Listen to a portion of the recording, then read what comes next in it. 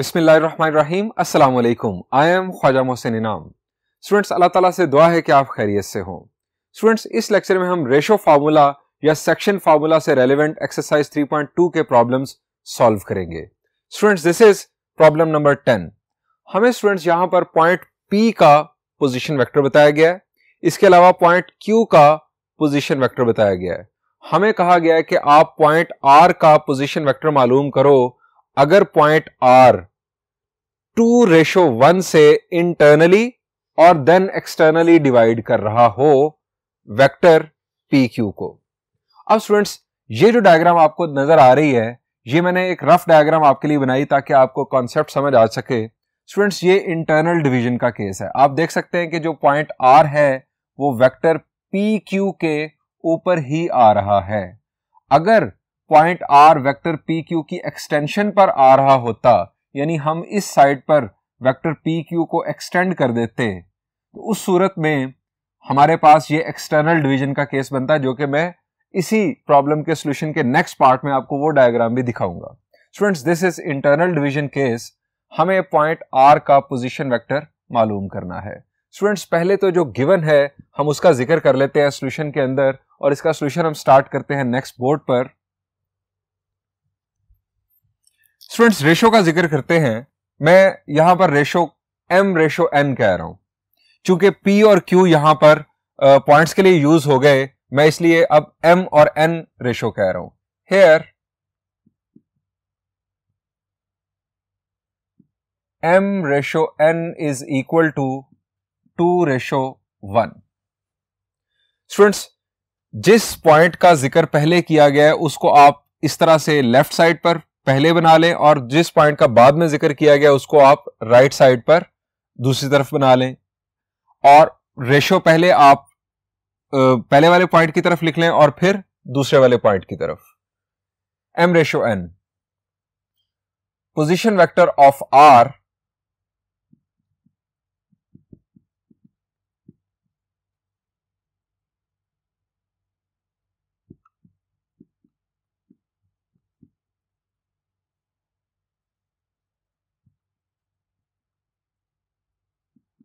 Represented as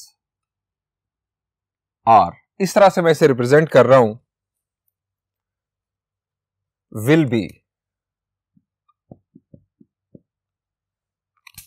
अब इसके लिए फॉर्मूला क्या बनेगा? R will be equal two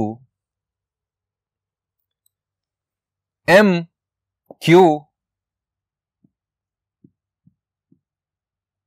plus NP। ये क्रॉस लॉजिक मैंने आपको समझाई थी, ओवर M प्लस N। फिर दोबारा देखें, ये हमारे पास M की वैल्यू 2 और N की value N। Cross logic M into Q and N into P over M plus N। अगर स्टूडेंट्स एक्सटर्नल डिवीजन का केस होगा तो हम यहां पर और यहां पर माइनस प्लेस कर देंगे, तो हमारा एक्सटर्नल डिवीजन का केस भी हो जाएगा। अब वैल्यूज पुट करते हैं। R is equal to M की वैल्यू 2, Q का position vector -I plus J plus K, plus N की वैल्यू 1, P की वैल्यू स्टूडेंट्स हमारे पास है I plus 2J minus K over M plus N, यानी 2 प्लस 1। अब स्टूडेंट्स इसे सिंप्लीफाई कर लेते हैं। यहां पर एक हेडिंग हमें देनी है इंटरनल डिवीजन की। Position vector of R represented as R will be for internal division.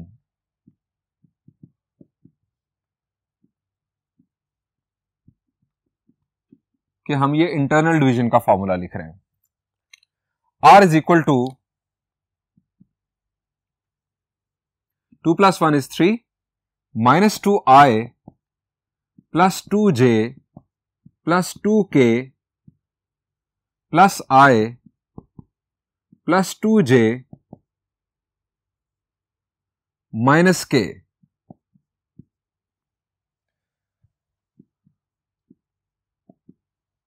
position vector of r will be minus 2i plus 1. Minus 2 plus 1 is minus 1. Minus 1 by 3i. 2j plus 2j is 4j. 4 by 3j. 2k minus 1k is 1k. 1 by 3k.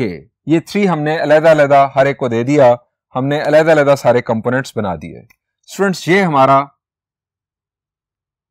अगर point R vector PQ को internally divide कर रहा हो तो उस सूरत में ये point R का पोजीशन वेक्टर आ गया। अब दूसरा केस है कि अगर वेक्टर R 2:1 से एक्सटर्नली डिवाइड कर रहा हो तो उस सूरत में फॉर्मूला क्या होगा, इसका कंसेप्ट क्या होगा, ये हम डिस्कस करते हैं नेक्स्ट बोर्ड पर। स्टूडेंट्स, ये एग्जैक्टली उसी तरह की डायग्राम, ये हमारे पास ओरिजिन, पॉइंट P का पोजीशन वेक्टर, पॉइंट Q का पोजीशन वेक्टर। अब R जो हमें पॉइंट दिया गया है वो हमें कहा गया कि अगर ये 2:1 से एक्सटर्नली डिवाइड कर रहा हो तो अब स्टूडेंट्स P से R की तरफ 2 यूनिट्स, P से R की तरफ 2 यूनिट्स और फिर R से Q की तरफ 1 यूनिट्स।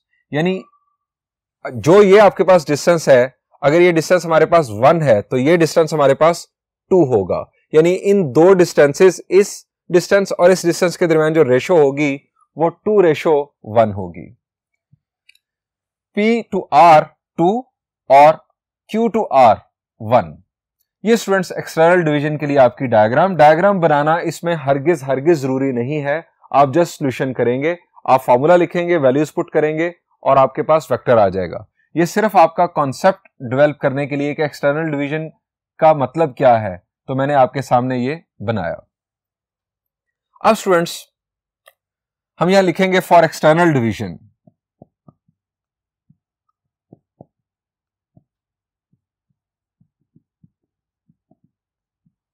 फॉर एक्सटर्नल डिवीजन हमारे पास R के लिए जो फॉर्मूला होगा, यहां पर स्टूडेंट्स हम माइनस साइन प्लेस कर देंगे। MQ minus NP over M minus N. Putting values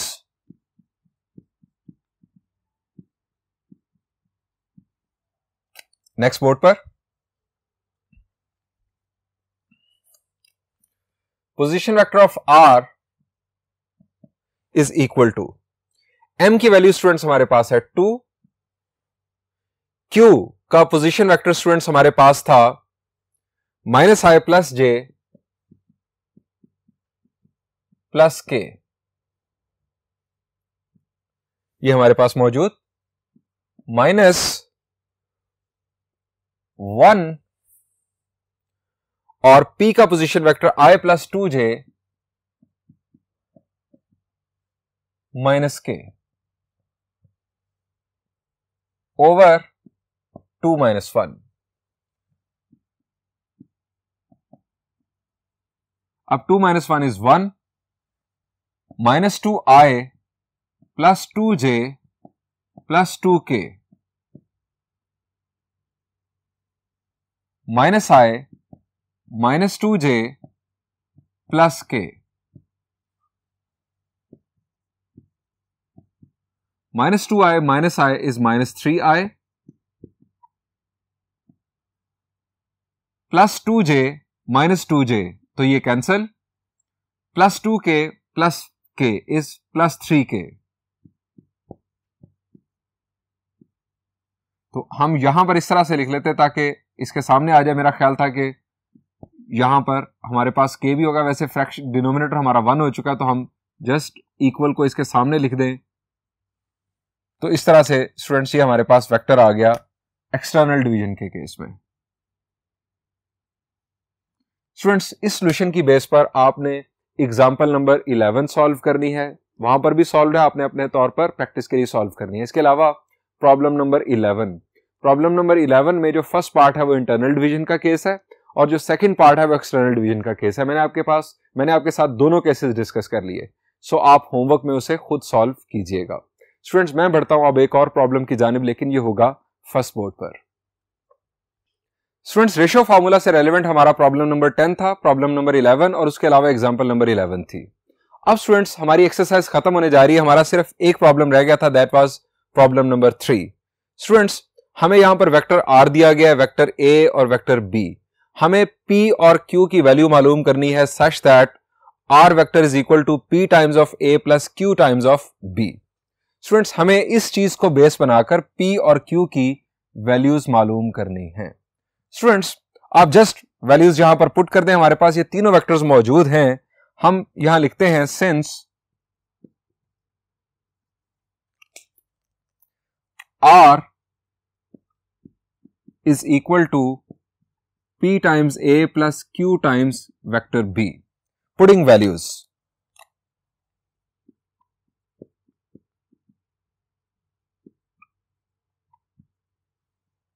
next board पर वेक्टर R है हमारे पास I minus 9J is equal to P times vector A I plus 2J plus Q times vector B 5I minus J। अब students, multiply किया P times I plus 2P times J plus 5Q times I minus Q times J। I minus 9J is equal to, अब students I component अलहदा कर लेते हैं, ये आ गया P plus 5Q, P plus 5Q I component plus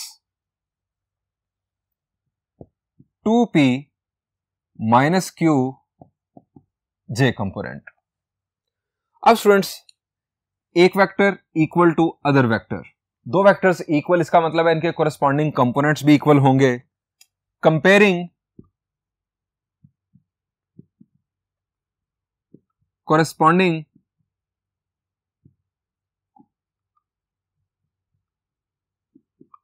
components, P plus 5Q, यहां पर I कंपोनेंट का कोएफिशिएंट और यहां पर I कंपोनेंट का कोएफिशिएंट, P प्लस 5Q, यहां पर I कंपोनेंट का कोएफिशिएंट 1, यहां पर J कंपोनेंट का कोएफिशिएंट माइनस 9 और यहां पर 2P माइनस Q। स्टूडेंट्स, इसे नाम दे दिया 1 का और इसे नाम दे दिया 2 का। हमें P और Q की वैल्यूज चाहिए, दो अननोन्स, दो इक्वेशंस। क्या करें स्टूडेंट्स? शाबाश, बहुत आसान। अगर हम इस इक्वेशन को 2 से मल्टीप्लाई करके इस इक्वेशन में से सब्ट्रैक्ट कर दें या इस इक्वेशन को सब्ट्रैक्ट कर दें तो 2P के साथ कैंसिल होगा, हमें Q की वैल्यू मिल जाएगी। दूसरा रास्ता, अगर हम इसे 5 से मल्टीप्लाई करके, चूंकि ये माइनस साइन है ये पॉजिटिव साइन है, दोनों को ऐड कर दें तो उस सूरत में Q कैंसिल होगा, हमें P की वैल्यू मिलेगी।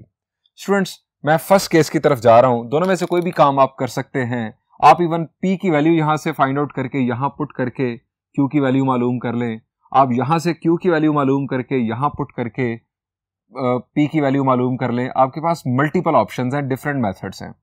मैं यहां पर लिख रहा हूं multiply equation 1 by 2 and subtract equation 2। 2P plus 10Q is equal to 2, इसे मैंने 2 से मल्टीप्लाई कर दिया।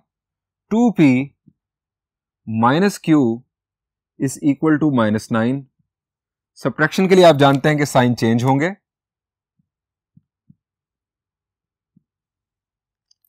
यहां पर cancellation 11Q 9 plus 2 11। Next board, Q is equal to 11 by 11 is equal to 1। अब ये Q की वैल्यू हम किसी एक इक्वेशन में पुट कर देते हैं। पुटिंग इन इक्वेशन 2, बल्कि 1 में हम Q की वैल्यू पुट करेंगे तो ज्यादा सिंपल होगा।